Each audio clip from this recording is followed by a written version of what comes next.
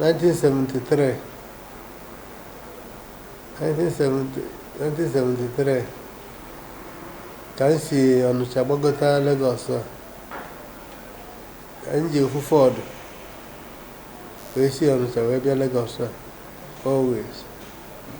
wee kwene agbakwa ya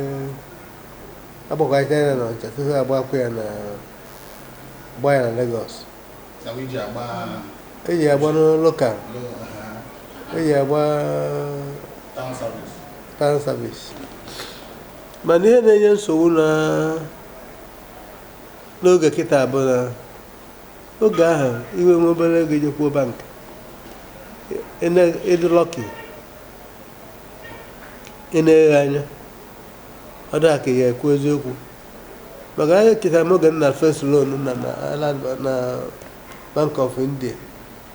onwe Collateral nji ihe Collateral ọ na-ejekwu onwe ka India sị na m chọrọ igo bọs igo Mercedes na nji ego ofu mana m chọrọ ka o zuo ebu ka ya bụ ofu na-eje eje ka ofu na-eme mbata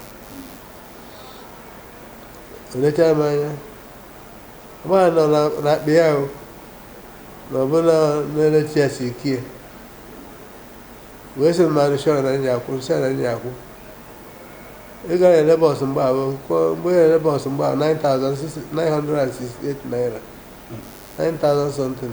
1973 74 9,000 something ka a na-ele ofu Mercedes truck convert there wee rụọ town service so ejikwa ome gbacha ya ọsọ ma onwe ya ndekwa oke ma ya na nyecha ma ya sị m nwoke ndị ere si jee ogota ụdị ya sị na ya nwere nsogbu ndị akụ etile m aka na akwụkwọ nwoke na-ejere m nwoke nye m ego ma nọ na akpa ego zụta ọbụla banki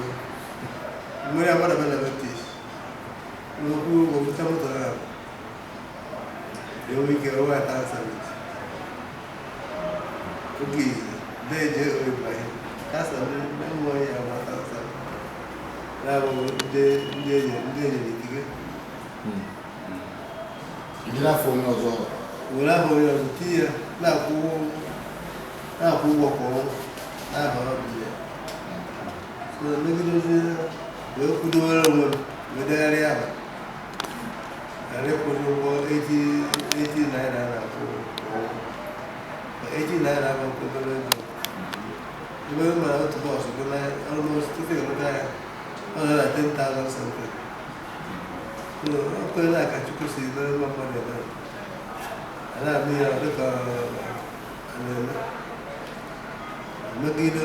ndị mmadụ gota bọs ndị Igbo kwesị ire na gota bọs Francis Nnọrị ndị Raja gota moto ndị Nneni ndị Jambo gota moto niile a edozie ha n'aha m etu a si wee bido ọnwa zuo onye ọbụla akwụtara m 80 pounds 80 naira ego eji ama Naijiria moto mgbe were ya na-emeso nke m wee na-egokwa nke m wee si etu a wee megide ya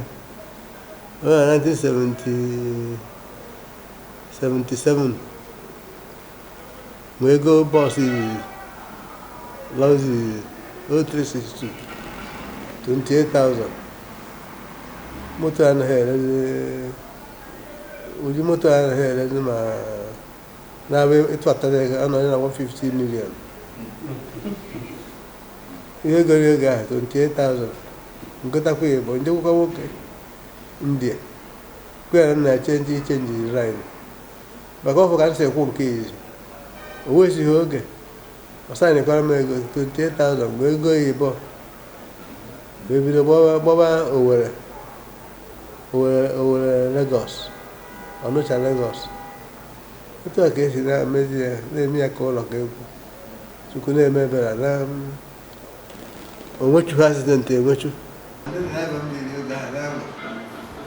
na-akwụ ụgwọ bank ịkwụcha ije were n'ọzọ ibe dị mma ịgba moto ọnwa isii ịgbata ego ịgba moto ọnwa isii ego ego ya na ọnwa isii ahụ ijekwa bank si a na-ejekọkọ ụtọ na-ekwu nke iji ijekwa gị ọzọ na-ewesi ụka na-ajụ were gị megide wee ruo mgbe ekwu na Nigeria nwere station na atụzi bọs anyị na-egokwana mgbe ochie bọs na-akụkwana arụkwa gụwa nke na-agba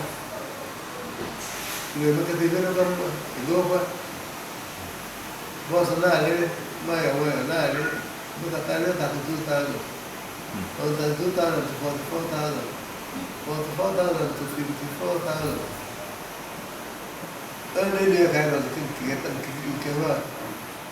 because of ụzọ adịghị mma na ndị ohi o wee mezie the business affect na-etu nkịta si kwuru so aja agha a na-eme maka na ndị si na-eri nri ya ekenye na nne imechi isi ka imechi emechi onye ọbụla amaghị ebe onye beta obere ibie Opurobios igwe ejenga mụnwa bụ Ọsọfịa nwa ezigbo Nwokori na-asị gị ife abụ ugwu mba kwanyere mba anyị ugwu kwanyere Igbo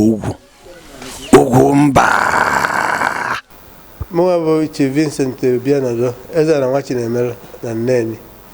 na ya ụmụaka Igbo niile onye ọbụla kaba ahụ na-asụrụ Igbo ihe amụta oyibo amụta biko si n'ike daalụnụ.